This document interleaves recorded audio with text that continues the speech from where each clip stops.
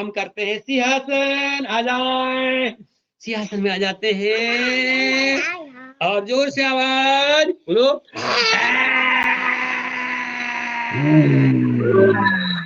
और दूसरे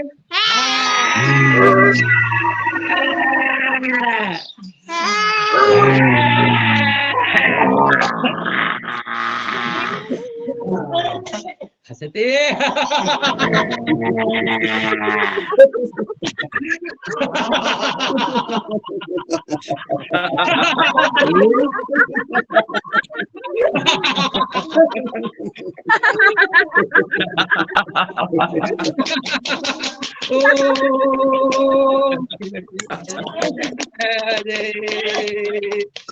राम राम, सभी को प्रणाम। बेटा ओम ओम ओम जी, सबको धन्यवाद अवसर प्रदान किए। जी ओम, बहुत बहुत धन्यवाद सर, आपने बहुत अच्छा योग कराया, इसके लिए बहुत बहुत धन्यवाद। और अब द्वितीय सत्र में आदरणीय चौहान सर उपस्थित हो चुके हैं, तो मैं आदरणीय शरद भैया से निवेदन करूंगा कि वे उन्हें आमंत्रित करें और द्वितीय सत्र प्रारंभ करें। आदरणीय शरद वर्मा जी। सदन को कोटि कोटि प्रणाम। और आज की योगशाला बहुत अच्छी रही और मैं आदरणीय संतोष सर जी को सादर आमंत्रित करता हूं कि हुआ। आदरणीय संतोष सर। जी ओम। शरद भाई, आवाज आ रही मेरी? आ गई सर, आ गई। ओके।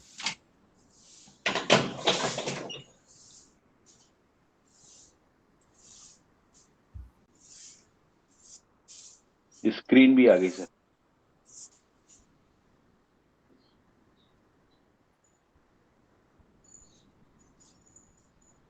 जैसा कि हम लोग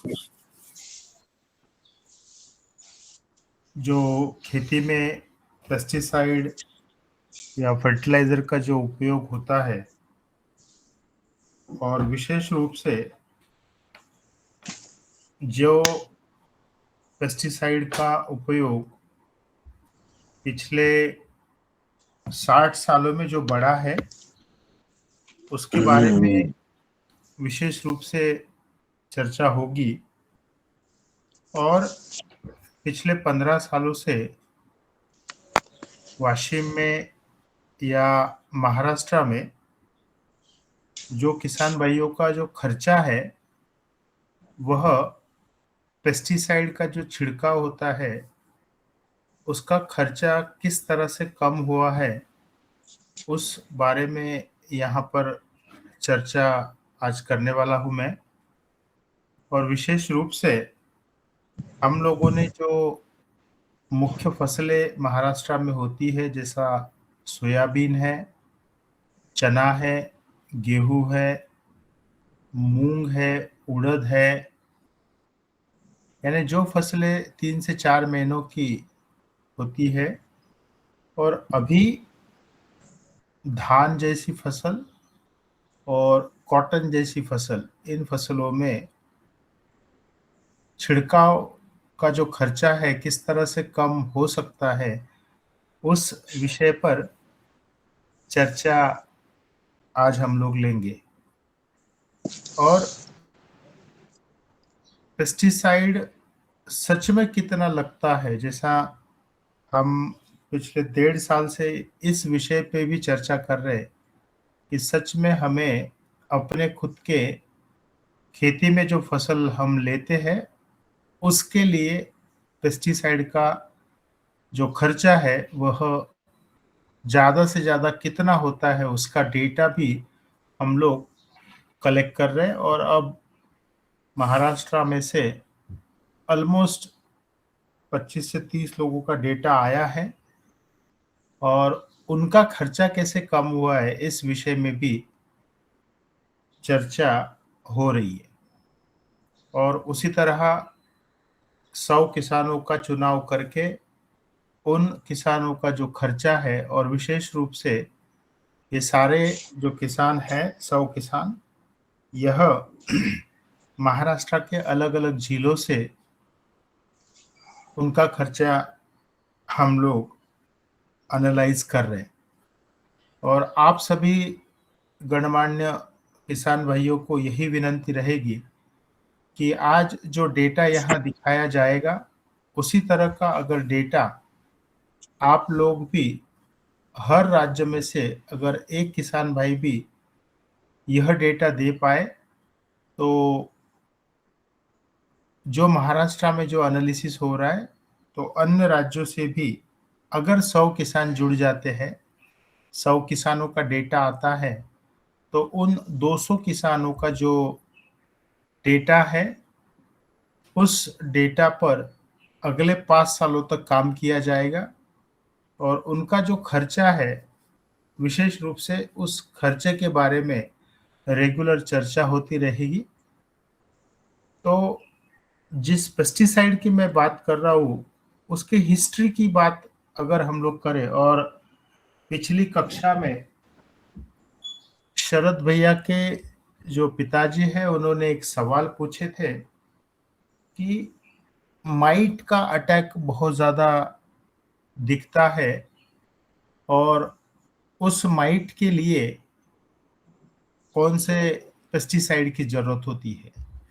जैसा एक ऑब्जर्वेशन हम लोगों का बहुत सालों से ये है, किसी भी खेत में से अगर गाड़ियों का आना जाना रहता है और धूल अगर उड़ती है और वही धूल जब किसी भी फसल के पत्तियों पर जाकर गिरती है तो उन धूल की वजह से यह माइट जो कीड़ा है उसका अटैक बढ़ता है।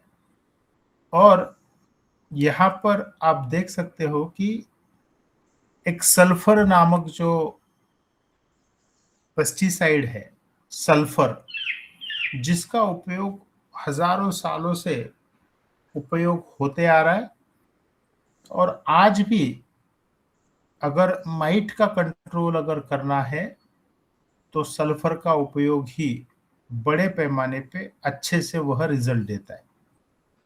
और विशेष रूप से जैसा सल्फर होवे या कॉपर होवे, कॉपर सल्फेट या सिंपल सल्फर, इन दोनों मॉलिक्यूल को ऑर्गेनिक खेती में स्थान दिया गया है क्योंकि दोनों भी न्यूट्रिएंट की तरह से भी काम करते हैं और डिसीज या पेस्ट रेजिस्टेंस के लिए भी काम करते हैं।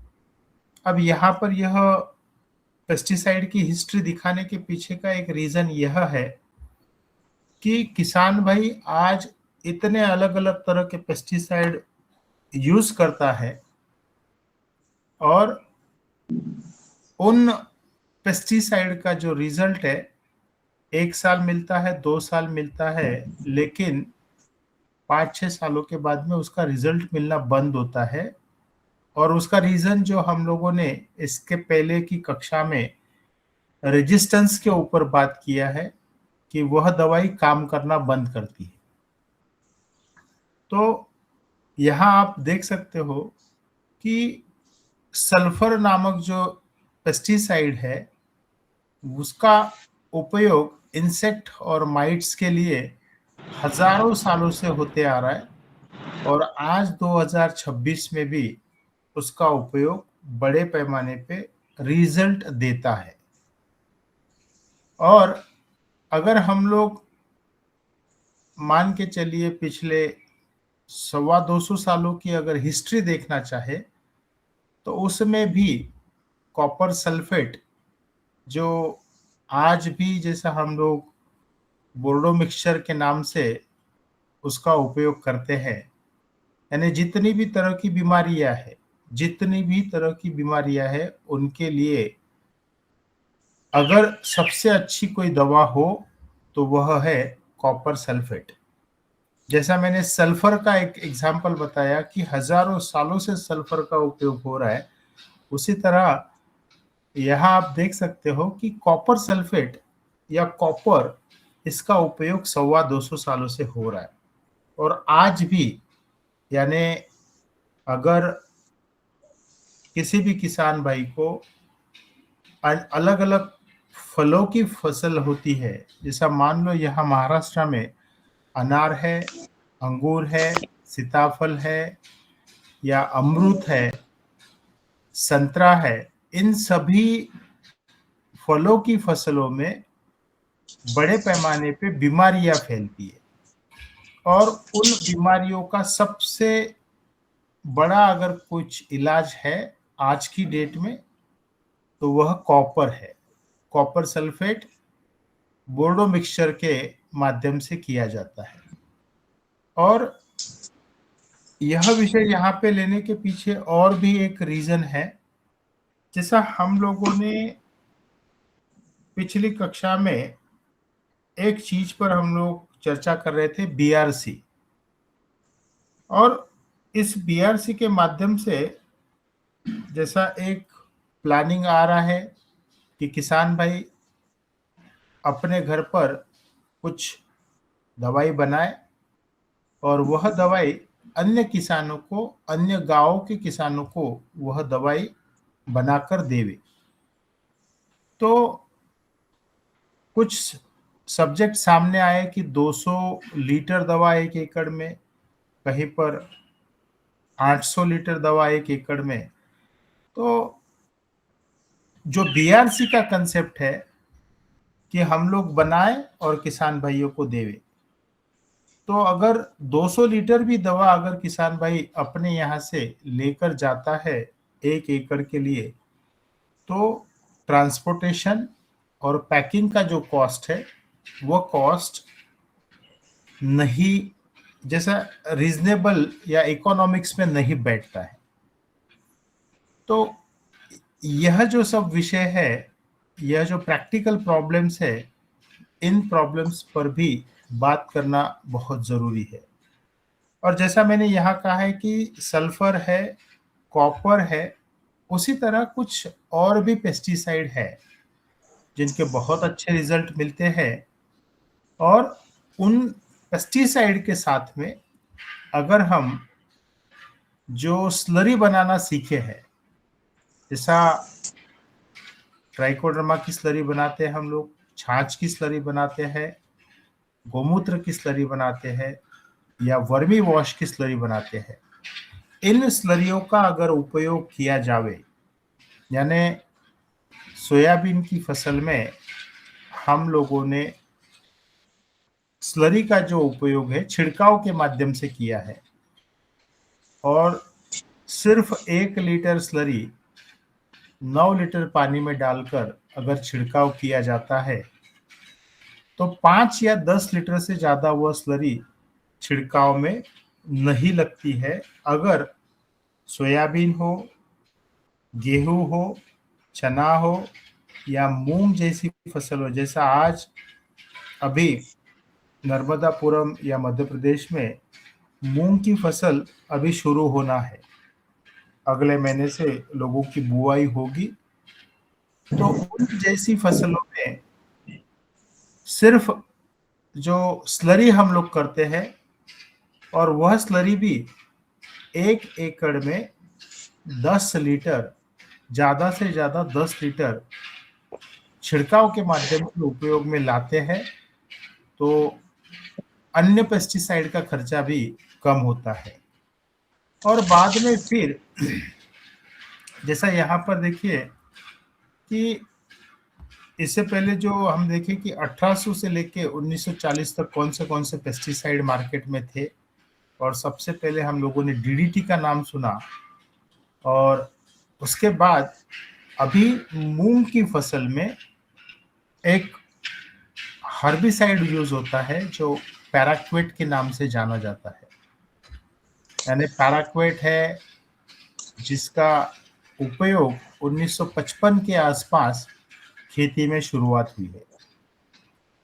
लेकिन सबसे बड़ी बात जो नर्मदापुरम या मध्य प्रदेश के किसान भाइयों के माध्यम से जो सामने आई कि इस हर्बिसाइड का या इस पैराक्वेट का जो उपयोग है, यह मूंग की फसल सुखाने के लिए किया जाता है। अब आप सोचिए कि अगर इस जहर का उपयोग अगर मूंग की फसल को सुखाने के लिए किया जाए तो मूंग की फसल जब कटाई होती है तो मूंग को स्प्राउट बनाकर खाया जाता है। तो इस पेस्टिसाइड का जो रेसिड्यू है वह रेसिड्यू भी उस मूंग में आने के चांसेस बहुत ज्यादा बढ़ जाते हैं। और इसी तरह अलग अलग पेस्टिसाइड का इवोल्यूशन मार्केट में हुआ। पैराक्वेट है या ग्लाइफोसेट जो राउंड अप के नाम से जाना जाता है, अन्य राज्यों में अलग अलग नामों से इन पेस्टिसाइड का उपयोग होता है। और एक चीज जो हर बार अपनी चर्चा में आई है कि हमें उन दवाइयों में या उन खरपतवार में एक्टिव मॉलिक्यूल कौन सा है, वह मॉलिक्यूल हमें लिख कर रखना जरूरी है कि हम लोग पैराक्वेट यूज करते हैं या हम लोग ग्लाइफोसेट यूज करते हैं, और उसके बेसिस पे हम लोग आगे की जानकारियां पा सकते हैं कि इनके कितने बुरे असर अपने खुद के शरीर पर एवं जमीन या जमीन में जितनी भी सजीव सृष्टि है। या एक एग्जाम्पल हम लोग आज देखते हैं कि अपने घरों में जो चिड़िया होती है तो चिड़ियों का आना बंद हो चुका है। यानी मनुष्य होवे, प्राणी होवे, पंछी होवे या मिट्टी में जीवित जितने भी सजीव है, इन सजीवों का जो भी इन सजीवों पर असर दिख रहा है, उस असर का रीजन ये सारे जो पेस्टिसाइड यहाँ अभी आप सभी लोग जो देख रहे हो, फिर वो डीडीटी होवे, पैराक्वेट होवे, ग्लाइफोसेट होवे, और विशेष रूप से आज भी महाराष्ट्र में लैम्बडा जैसा एक नारायण मीना जी, आपका माइक बंद करो। नारायण मीना जी, लैम्बडा जो इंसेक्टिसाइड है उसका बहुत बड़े पैमाने पे उपयोग होता है, और इनके असर सिर्फ हम लोगों तक सीमित ना रहते हुए इसका असर अपने जो आने वाली जो पीढ़ियां है उनके ऊपर भी दिखता है। और आज की डेट में यह सबसे बड़ी प्रॉब्लम है। और यहाँ पर अगर हम इकोनॉमिक्स की बात करें तो दुनिया भर में बहुत सी अलग अलग कंपनियां हैं जो यह पेस्टिसाइड बनाती हैं। और सिंजेंटा नामक जो कंपनी है, इस कंपनी का यह जो डेटा है यह 2014 का है, यानी आज के 12 साल पहले का यह डेटा है। यानी 1500 करोड़ डॉलर का पेस्टिसाइड सिंजेंटा नामक एक कंपनी का सेल था। यानी अगर ये इंडियन करेंसी के हिसाब से अगर देखा जाए तो 1 लाख करोड़ रुपए का पेस्टिसाइड, 1 लाख करोड़ का पेस्टिसाइड यह अकेली कंपनी आज के 12 साल पहले बेचती थी। अब आप सोचिए कि सिर्फ एक कंपनी है जो 1 लाख करोड़ का पेस्टिसाइड दुनिया भर में बेचती है, तो कितने बड़े पैमाने पे यह जहर अलग अलग देशों में गया है। और विशेष रूप से कि यह डेटा 12 साल पुराना है, 2014 का है।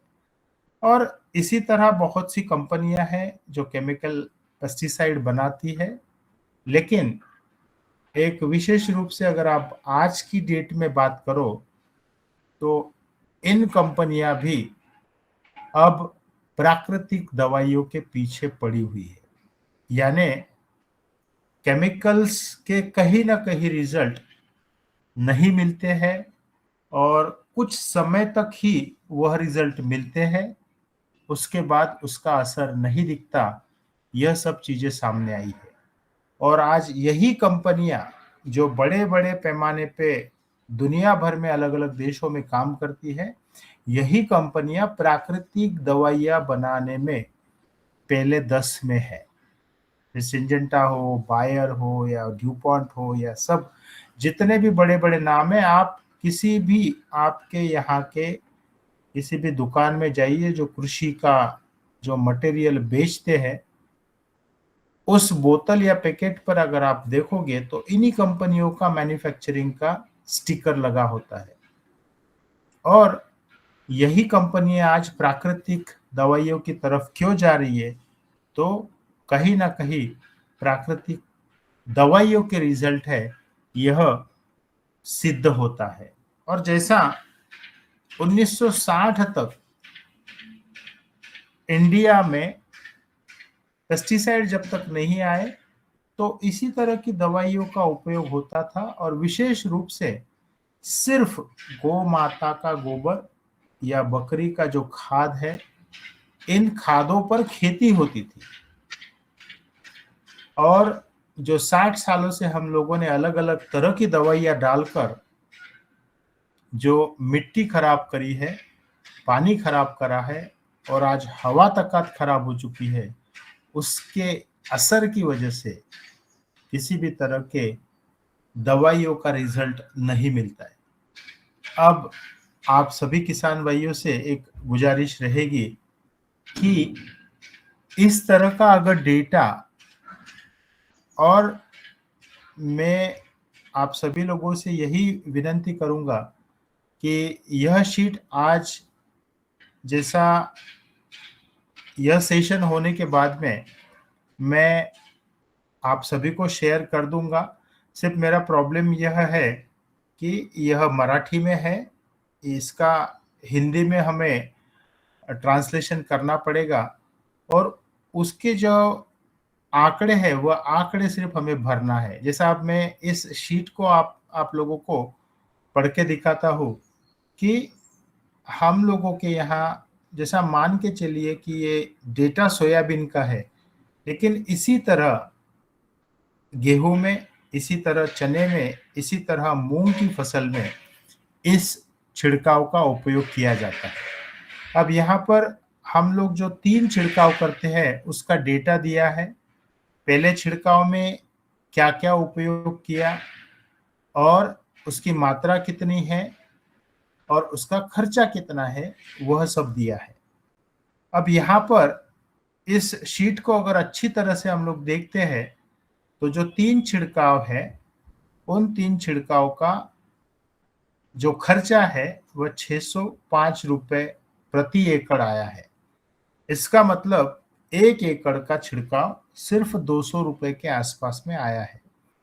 और आप जितने भी किसान भाई हो, उनमें के कुछ किसान भाई खुद वाशिम में एरंडा के यहाँ पर आके गए हो, दीपक जी से आप लोगों ने चर्चा की है, या दीपक जी भी बहुत से अलग अलग सेशन के माध्यम से आपके सामने उन्होंने उनकी बात रखी है। तो अगर 600 रुपए में 3 छिड़काव अगर होते हैं, और विशेष रूप से जैसा अभी आने वाली मूंग की फसल है जो समर में ली जाती है, उस फसल में भी इसी तरह का खर्चा दीपक जी को आया है।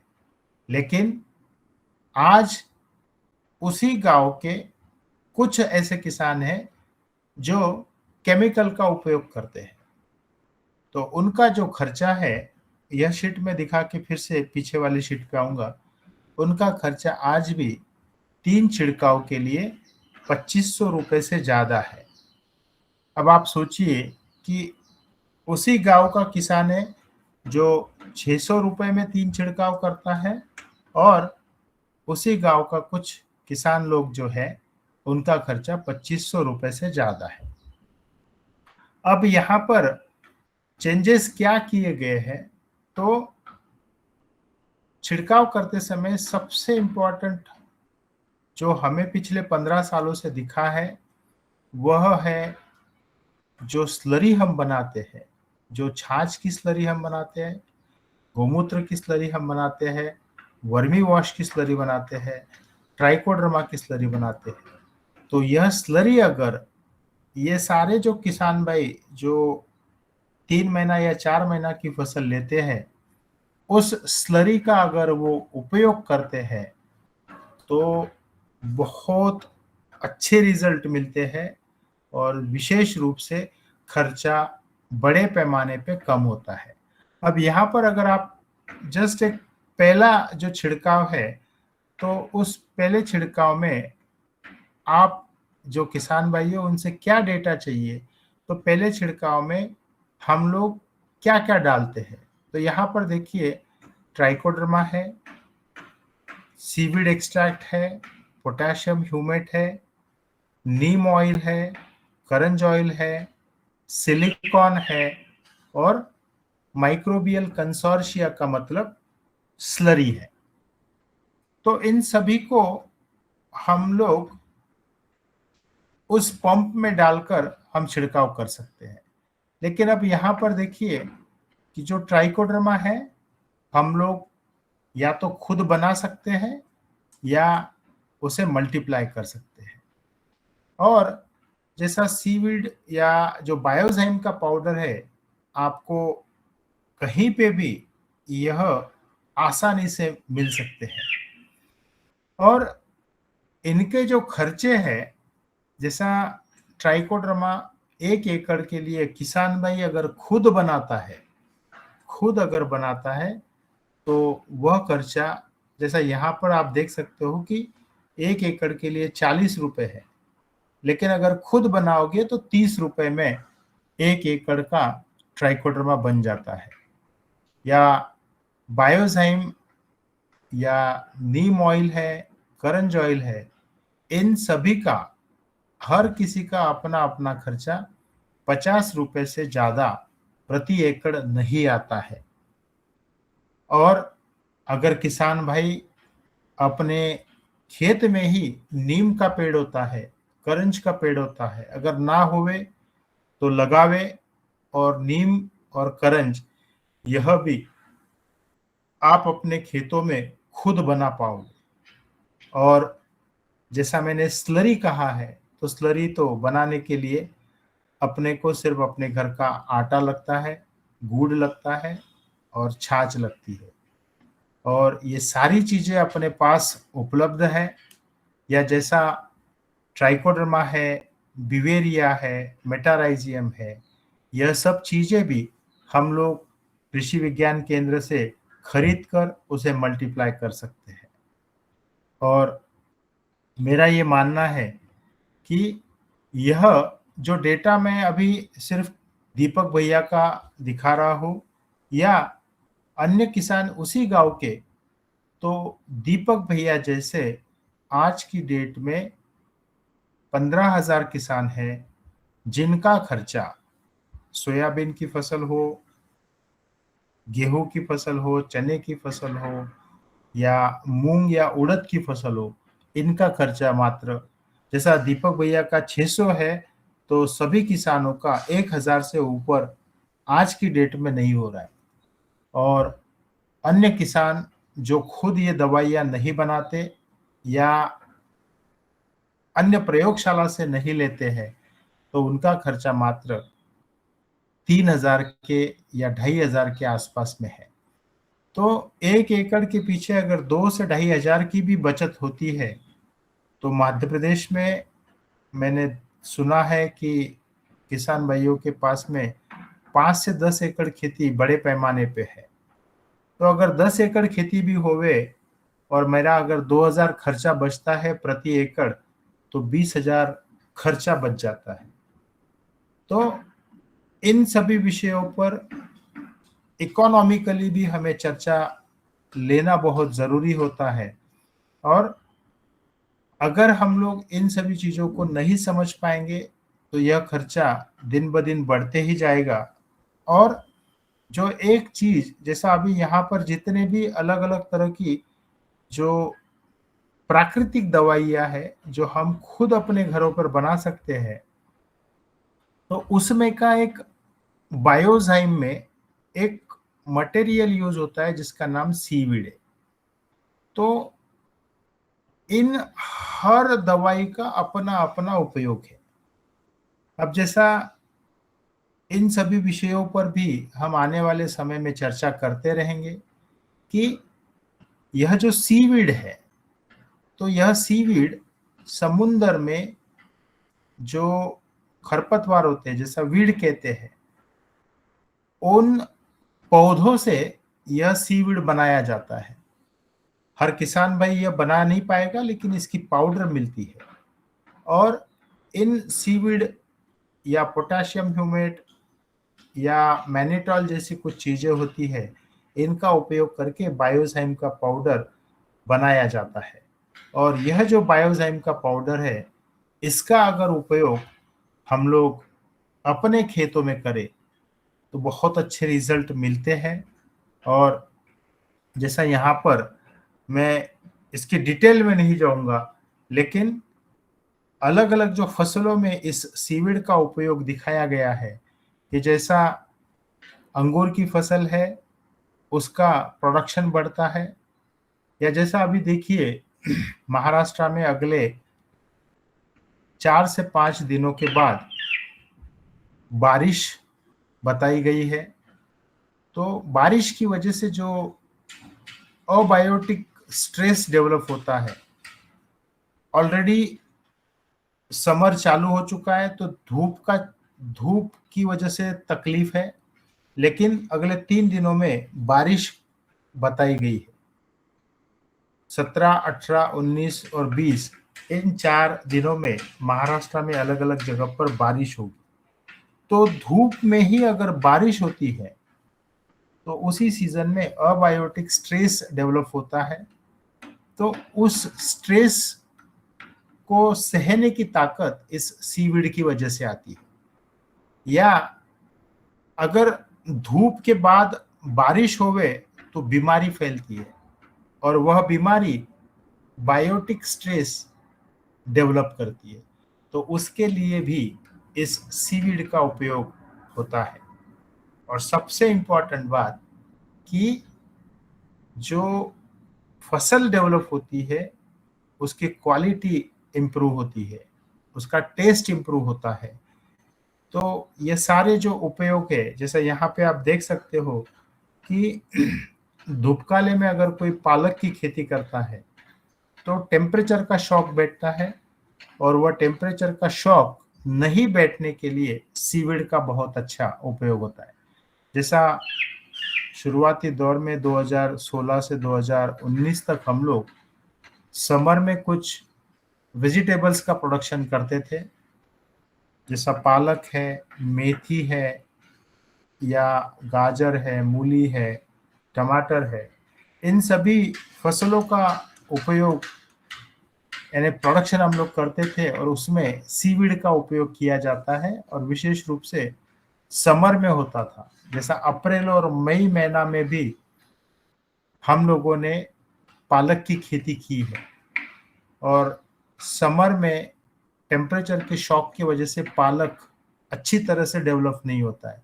लेकिन यही जो सीवीड है जो बायोजाइम में होता है, उसका बहुत अच्छा असर देखने को मिला है।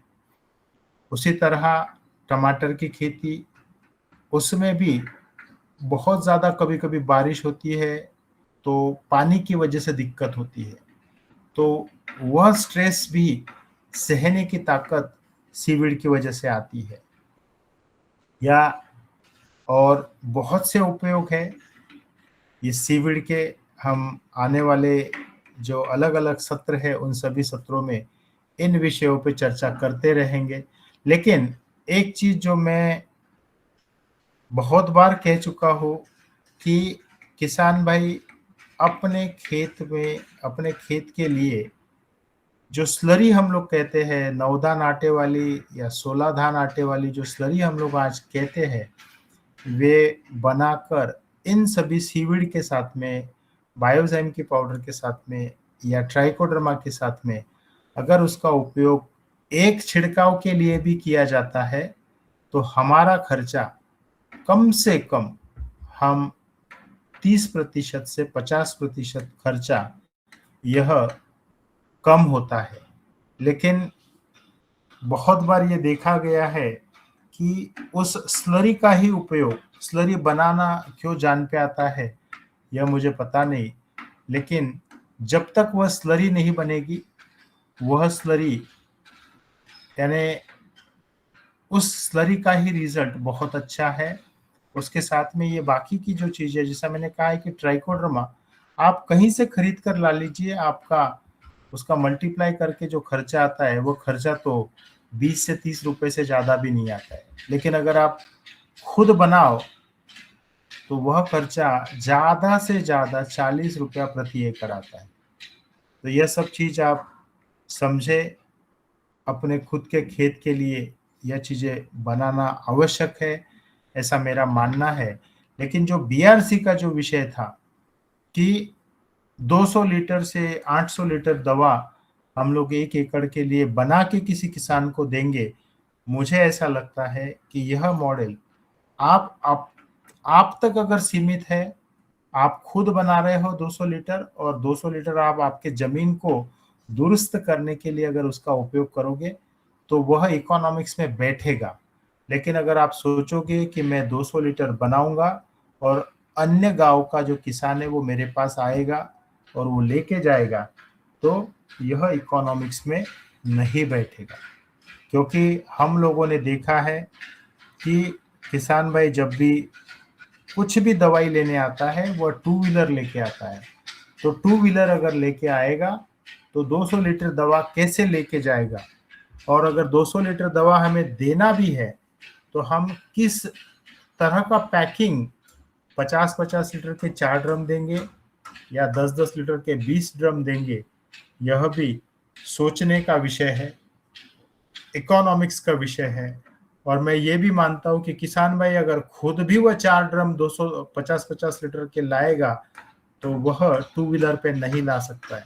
तो इन सभी विषयों पर सोच विचार विमर्श होना चाहिए और उसके बाद ही आगे का सब चीज होना चाहिए। और जैसा मैंने आज के चर्चा सत्र में यह जो शीट दिखाई है, जैसा यहाँ पर यह दीपक जी का डेटा है, अगर यह मराठी आप लोगों, क्योंकि कुछ कुछ जो शब्द है जैसा ट्राइकोडर्मा लिखा है वो हिंदी में भी वैसा ही लिखा जाएगा, या सीविड है वह भी उसी तरह से लिखा जाएगा। तो आपको जो छिड़काव में आप लोग यूज करते हैं उसका एक एक करके नाम लिखना है, उसका डोज लिखना है, प्रति एकड़ वह दवा कितनी यूज होती है वह लिखना है। और मान लो यहाँ जैसा ट्राइकोडर्मा 100 ml लिखा है तो 100 मिली का जो खर्चा है वह 40 रुपए है, तो उस तरह खर्चा भी आपको लिखना है। अगर हर राज्य से सिर्फ एक किसान भाई का डेटा भी अगर हमें मिलता है और यह चल रहा है कि महाराष्ट्र के 100 किसान और सारे राज्य मिला के 100 किसान, ऐसा 200 किसान भाइयों का डेटा हम लोग एनालिसिस अगले 5 सालों तक करने का प्लानिंग है। जिन किसान भाइयों को भी इसमें जुड़ना है तो यह जैसा शीट है यह सिर्फ सोयाबीन का है। अगर आपका चने का डेटा है, आपका गेहूं का डेटा है या मूंग की फसल का डेटा है, तो आप इस तरह का डेटा हम लोगों की टीम को दीजिए। लेकिन यह डेटा अगर आता है तो ही हम लोग आपका डेटा एनालाइज कर पाएंगे और उसमें कुछ न कुछ सुधार हो पाएगा। और यहाँ आप एक चीज और भी देख सकते हो कि दीपक जी ने प्राकृतिक दवाई के साथ में ही कुछ समय पे केमिकल इंसेक्टिसाइड यूज किया है। इमामेक्टिन जो नामक दवा होती है जो कीटनाशक है, लेकिन यह जितने जहरीले होते हैं उसमें कम मात्रा में यह जहर होता है। तो यह सारी चीजें आने वाले समय में हम लोग सीखेंगे और खेती करते समय उसका इकोनॉमिक्स हमें बहुत अच्छी तरह से समझना जरूरी है। नहीं तो प्राकृतिक दवा 200 लीटर बनेगी लेकिन वो जाएगी कैसे, उसका उपयोग कैसा होगा, ये सारे आने वाले समय के प्रॉब्लम्स होंगे। यही कहकर मैं अपनी वाणी को यहाँ विराम देता हूँ और हम लोग अगले 15 से 20 मिनट इसी विषय पर चर्चा करेंगे, या अन्य कुछ सवाल हो तो उन विषय पर भी चर्चा होगी। जी ओम, धन्यवाद। जी बहुत अच्छा सर, और बहुत महत्वपूर्ण जानकारियां मिली। अब किन्हीं के कोई क्वेश्चन है तो वो अपने हैंड रेज करें। मैं रमेश दादू को बुलाता हूं कि रमेश दादू सादर आमंत्रित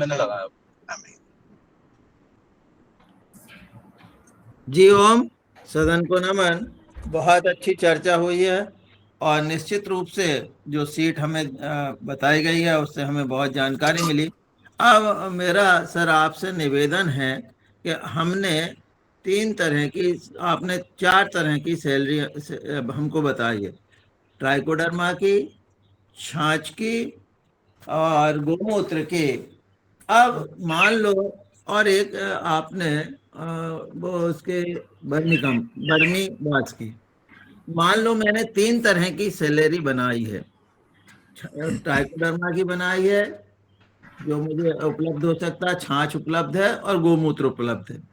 तो हम इसका उपयोग मूंग में यदि करते हैं तो पहले प्रथम में हमको कौन सी स्लैरी का उपयोग करना है, दूसरे में कौन सी को करना है और तीसरी में कौन सी करना है, ये क्रम आप बताएं। जी हो।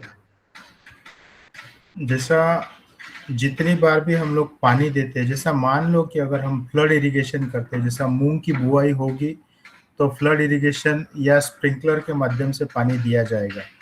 तो जब भी पानी दिया जाता है और जितनी बार भी पानी दोगे, जैसा 1 बार है, 2 बार है, 3 बार है, जो भी है, हर पानी के साथ में अगर आप इस स्लरी का उपयोग करोगे तो आपको रिजल्ट अच्छा मिलता है। लेकिन विशेष रूप से छाछ की स्लरी से आप अगर शुरुआत करो, उसके बाद ट्राइकोडर्मा की स्लरी, उसके बाद वर्मी वॉश की स्लरी। लेकिन इन स्लरियों का जो मैं कह रहा हूँ, यह सॉइल एप्लीकेशन होना चाहिए। फिर वह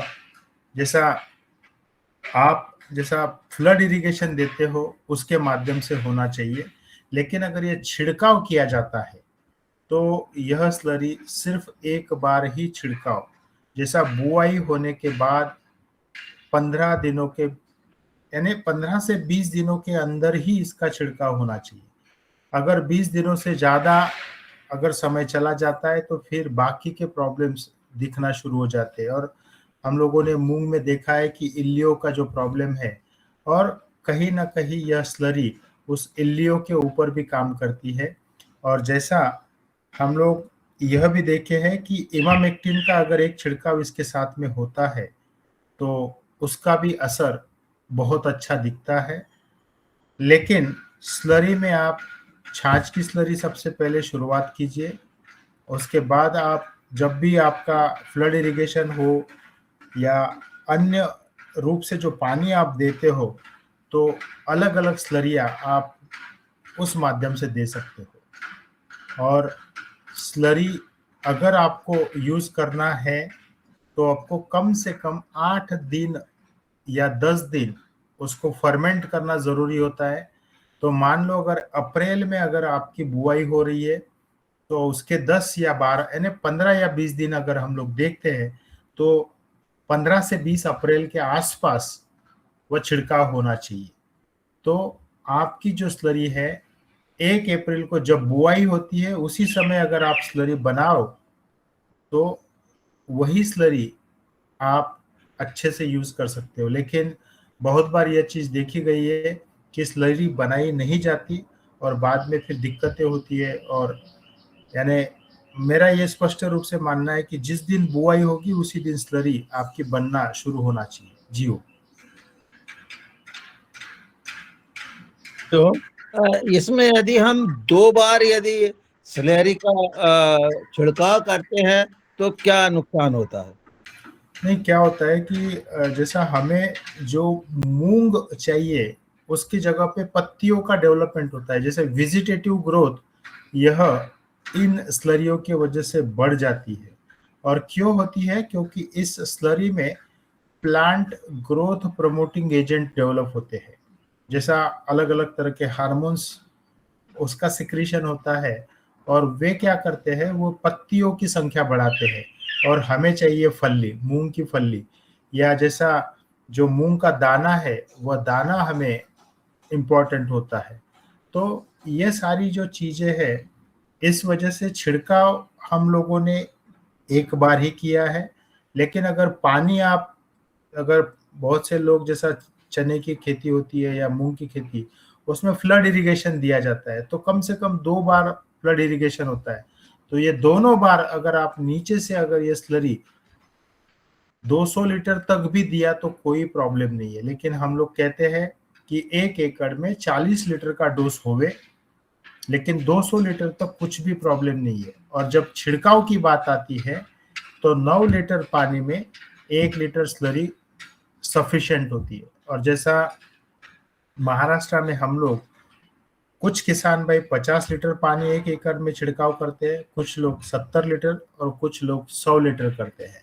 तो अगर 100 लीटर भी किया जाए तो स्लरी सिर्फ 10 लीटर लगती है, और 1 लीटर स्लरी 5 रुपए से 7 रुपए के अंदर बन जाती है।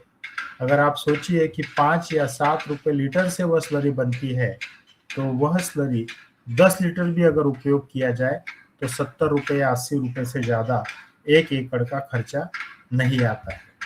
बस यही चीज़ें हैं, इससे ऊपर और कुछ भी चीज़ें नहीं है। जैसा मैंने इससे पहले भी बहुत बार कहा है कि स्लरी अगर आप एक बार बनाना सीख लो, ट्राइकोडर्मा एक बार बनाना सीख लो, या बिवेरिया है, मेट्राइजियम है, वर्टिसिलियम है, उसको मल्टीप्लाई करना सीख लो, तो आगे उसके आगे कुछ काम होता ही नहीं है। जी ओम। जो दूसरा स्प्रे करेंगे उस दूसरे स्प्रे में क्या होना चाहिए? दादू, जैसा मैंने ये जो शीट अभी यहाँ दिखाई है, वह शीट मैं आज आप सभी लोगों से शेयर करने वाला हूँ। तो पहला छिड़काव, दूसरा छिड़काव और तीसरा छिड़काव, और वह तीनों जो छिड़काव यहाँ पर हम लोगों ने दिए हैं, वह हमने सोयाबीन में भी किए, मूंग में भी किए, उड़द में भी किए, गेहूं में भी किए, चने में भी किए।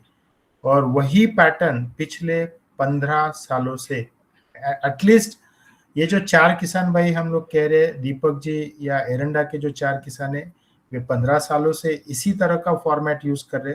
लेकिन 2022 से आज महाराष्ट्र में कम से कम 15,000 ऐसे किसान हैं जो इसी फॉर्मेट पे सोयाबीन की फसल, चने की फसल, गेहूं की फसल या मूंग या उड़द की फसल करते हैं।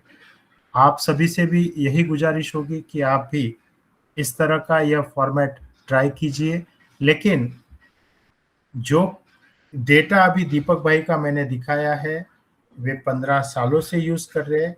आप लोग इमीडिएटली अगर सारे इंसेक्टिसाइड, पेस्टिसाइड बंद करोगे तो आपको दिक्कत आ सकती है।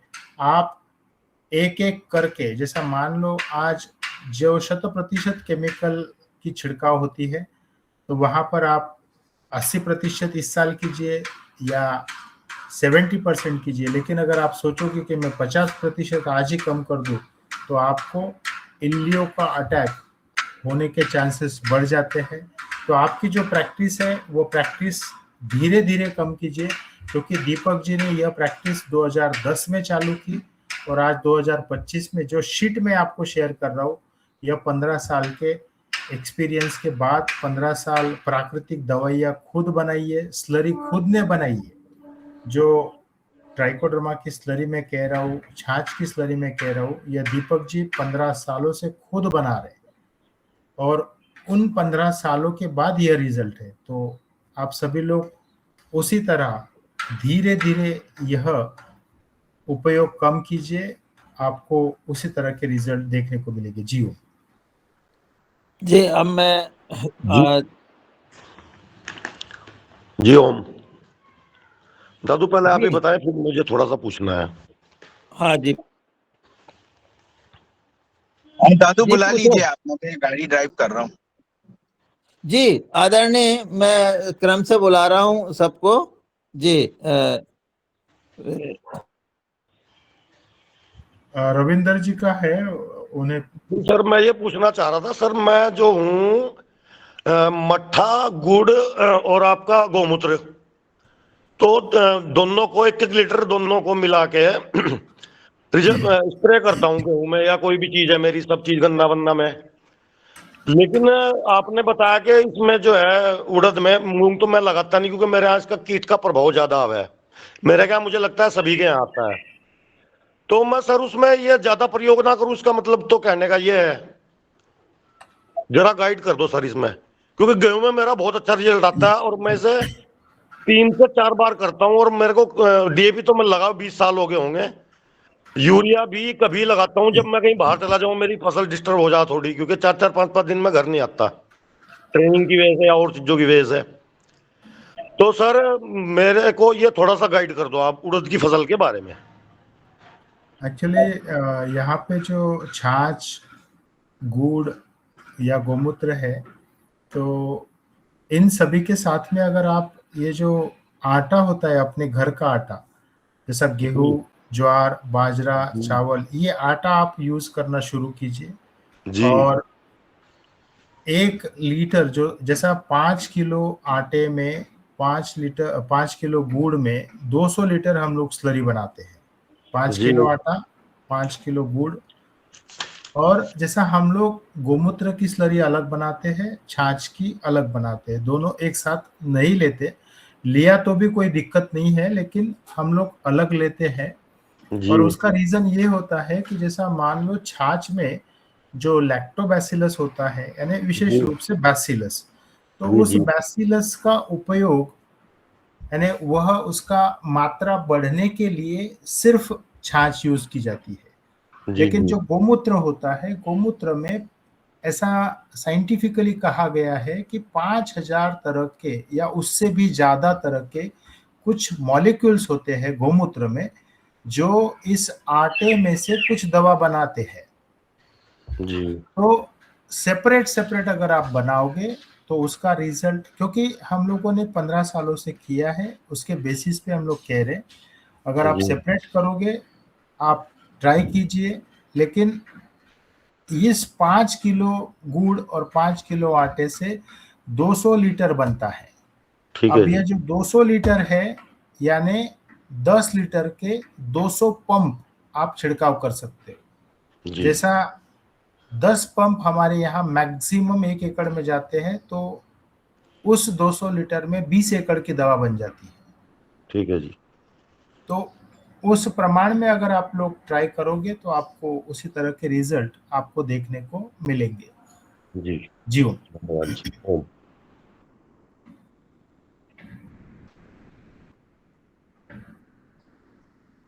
मैं आदरणीय बने सिंह जी को सादर आमंत्रित करता हूं। बने सिंह जी,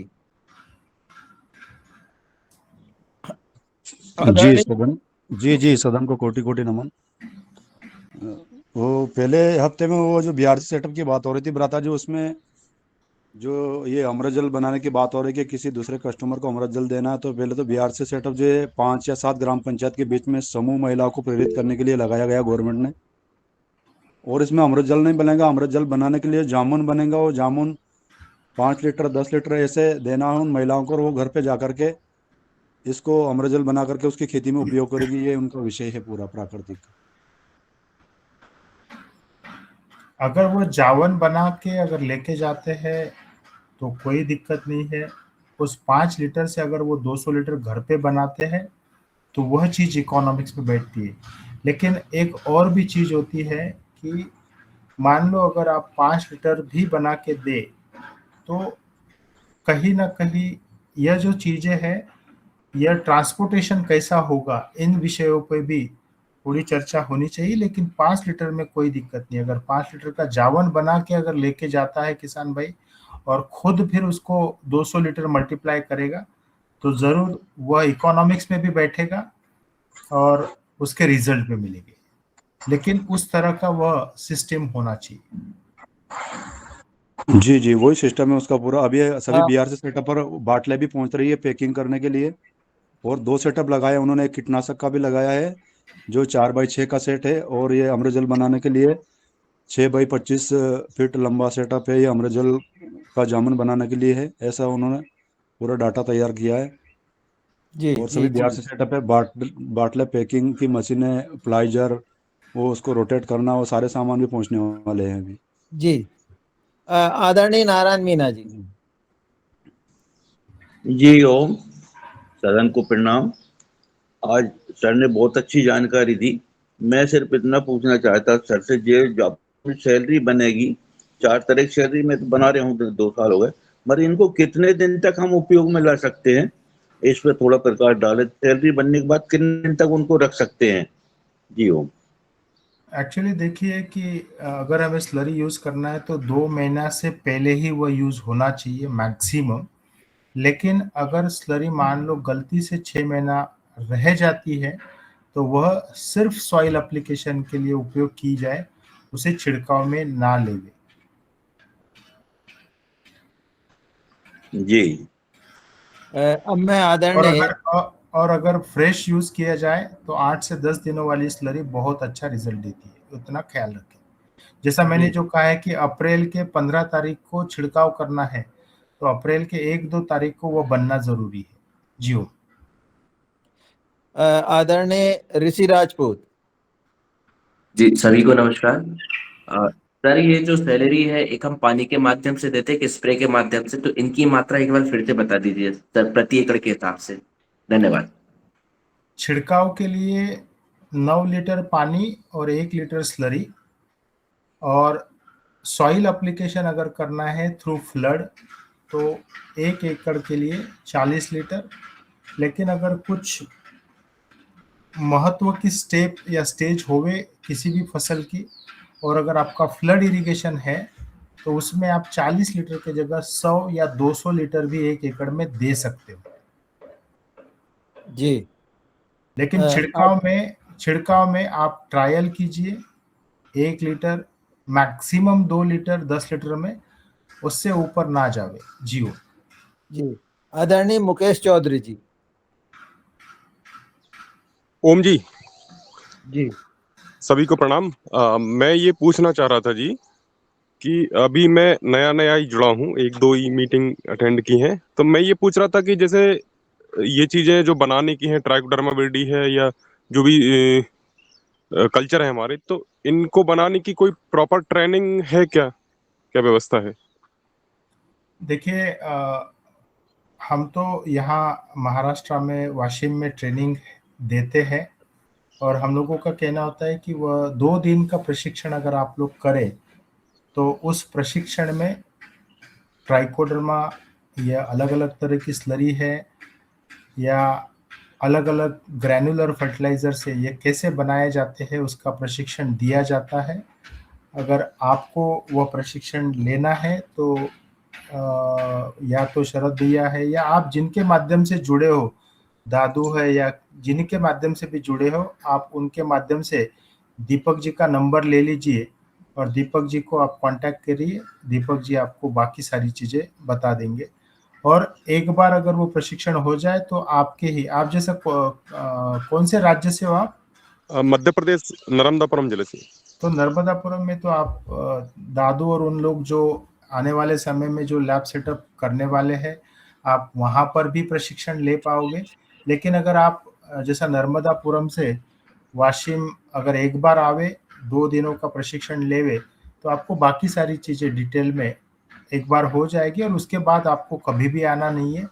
आप नर्मदापुरम में ही बहुत से जगह पे आपको ये सारी चीज़ें देखने को मिलेगी, यानी अशोक भैया पटेल है या इन लोगों के यहाँ पे भी वह स्लरी कैसे बनती है, ये सारी चीजें आप देख पाओगे। जी धन्यवाद।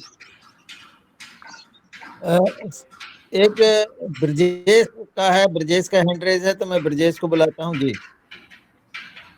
सभी को मेरा प्रणाम सर। मैं ब्रजेश मेहरा बोल रहा हूँ। मैं ये कह रहा हूँ, मेरे पास एक बेटा है सर, जो अभी चने में हमने 70 एकड़ जमीन में जो अपना जो दवाई डाली थी, तो मेरे पास डेट बाय डेट लिखा है कितना कितना दिया। तो इसमें सर स्लरी हमने 850 लीटर दी है 3-4 स्प्रे में, और नीम ऑयल 17 kg है, काला पाउडर 17 kg है, ट्राइकोडर्मा 100 लीटर है, बवेरिया 75 और मेटराइजम भी 70-75 है, सुडोमोनास।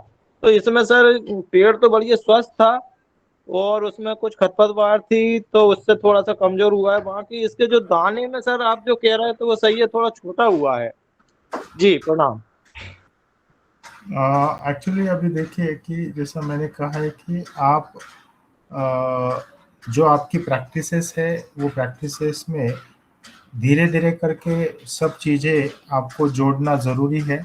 लेकिन एक है कि पर एकड़ कितना आपने यह सब डाला है, वह शीट आप एक बार भेजिए कि जैसा आपने काला पाउडर कितना यूज़ किया, स्लरी कितना यूज़ किया, जो शीट मैं आज शाम तक आप सभी लोगों को भिजवा दूंगा।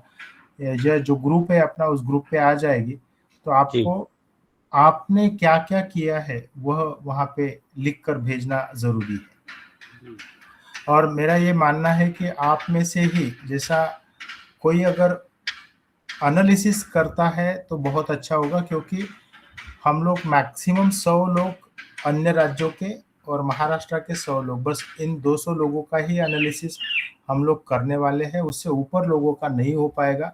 तो आप लोग मिलके अगर इसका प्लान करते हो तो वह आसानी जाएगी, क्योंकि इन 200 किसान भाइयों का 5 सालों का डेटा हम लोग एनालिसिस करने का एक और उसके माध्यम से कुछ प्रोजेक्ट की बात भी चल रही है। तो ये सब चीजें आप लोगों को मिलकर ही करना जरूरी है। जियो सर मेरा एक और क्वेश्चन था, जैसे अपन ने जो चने में इतनी जो सारी चीजें डाली है, तो मूंग में भी सर अपने को इतना ही स्लरी डालनी है कि थोड़ी मात्रा कम कर सकते हैं इसमें? जी नहीं, जैसा मैंने कहा है कि 9 लीटर पानी और 1 लीटर स्लरी, और उसके 5 जैसा 5 पंप होते हैं महाराष्ट्र में, मैक्सिमम 10 पंप होते हैं, तो 10 लीटर स्लरी छिड़काव में से बहुत हो गई।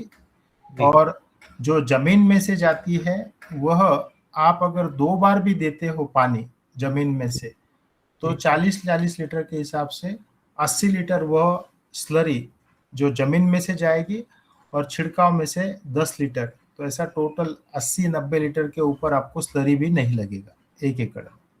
जी सर। जी ओम, मेरा समय हो रहा, पर एक अंतिम प्रश्न जो है वो ये है सर कि जैसे हम ग्रेनुअल खाद बनाते हैं, जो कि चावल पर बनाते हैं या चुनी पर बनाते हैं, वही चावल की कनकी पर बनाते हैं, तो ये मूंग में कितने किलो प्रति एकड़ देना चाहिए? चावल राशन का अगर आप चावल यूज कर रहे हो तो 10 किलो प्रति एकड़ बहुत हो गया।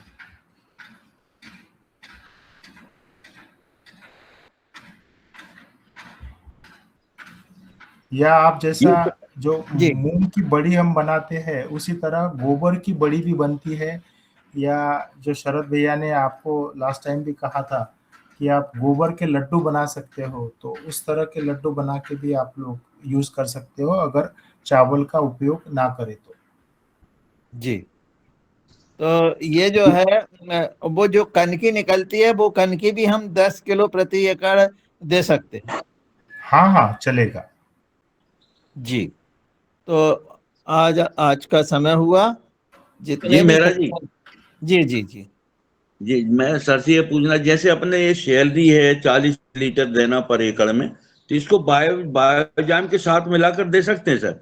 हाँ दे सकते हो आप, कोई दिक्कत नहीं। जी पर जैसे हमने एक जगह से यदि ये सैलरी देते हैं तो पूरे खेत में तो ये फैल जाएगी कि नहीं फैलेगी? ये भी बड़ी समस्या आती है इसमें। नहीं, जैसा देखिए कि आप जब पानी चालू करते हो तो उस पानी के बहाव के साथ में अगर सलाइन जैसा दिया जाए, तो जहां पे पानी जाएगा वहां तक स्लरी जाने वाली है। जी जी जी जी, ठीक। यानी जैसा हम लोग सलाइन जैसा जाता है, जैसा पानी में जहाँ पानी गिर रहा है वहां पर अगर सलाइन जैसा ये दवाई गिरती रहेगी, तो बूंद बूंद गिरते रहेगी, तो वो पानी के साथ में जाएगा ये सब। जी जी कुछ कहना चाह रहा था सर। हाँ जी बोल।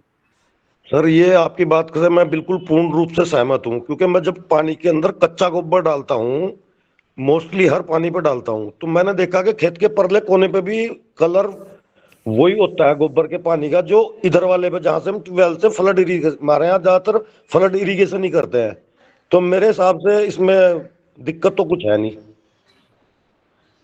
नहीं कोई दिक्कत तो कोई, यानी सिर्फ इतना ही है कि देखिए हर हर चीज के कहीं ना कहीं जैसा कुछ लोग कहते हैं कच्चा गोबर या डिकम्पोज किया हुआ गोबर, तो मेरा यही मानना है कि देखो यह सारी जो भी ट्रायल्स है, यह किसान भाइयों को अपने अपने खेतों के हद तक खुद को ही करना चाहिए, और उसमें से सीख कर ही आगे बढ़ना चाहिए। जी ओम। जी नमस्कार नमस्कार सर, मैं बलवान ठाकुर सीहोर जिले के अष्टविलास से एक सवाल पूछना था सर, पूछ सकता हूँ सर? जी हाँ, जी हाँ, पूछ ले। सर अभी हम महाराष्ट्र में गए थे अभी कृषि विभाग के माध्यम से टूर पे, तो 2-3 कृषि विज्ञान केंद्र में हम गए तो नई जो सोयाबीन की वैरायटी निकली वहाँ पे फूले मंगल और ये करके, तो वो मध्य प्रदेश में लगा सकते हैं क्या सर? क्योंकि बहुत सारे किसान इसमें शायद महाराष्ट्र से जुड़े हो, सर भी महाराष्ट्र से है तो। हाँ, आप तो वहां से ले सकते हो किसान भाइयों से। जैसा हमारे यहाँ विजय जी है, जो सोयाबीन की जो वेराइटीज है, आप उनसे चर्चा के कर लीजिए। आप जहाँ एरंडा में गए थे तो दीपक जी जी से जी आप जी विजय जी का नंबर लीजिए, वो आपको गाइड करेंगे कि वो वेराइटी आपको कहाँ मिलेगी। जी जी सर, मैं भी इसमें दीपक राव जी से के माध्यम से आपसे जुड़ा हूँ सर, जो अपने सतवास वाले हैं उनसे, तो जी अभी जी किसी जी, ग्रुप में तो नहीं। तो नहीं, आपको ठीक मिल है। जाएगा भैया, नंबर मिल जाएगा, है ना? दीपक राव आप जी थे दीपक ही जी ग्रुप से भी में। अगर बात कर लोगे तो दीपक जी आपको विजय जी, क्योंकि दीपक जी के भाई है विजय जी, तो दीपक जी जी आपको जी उनका नंबर ये दे देंगे। और किसी भी तरह का सीड हो तो सीड के बारे में विजय जी हेल्प कर देंगे आपको। जी जी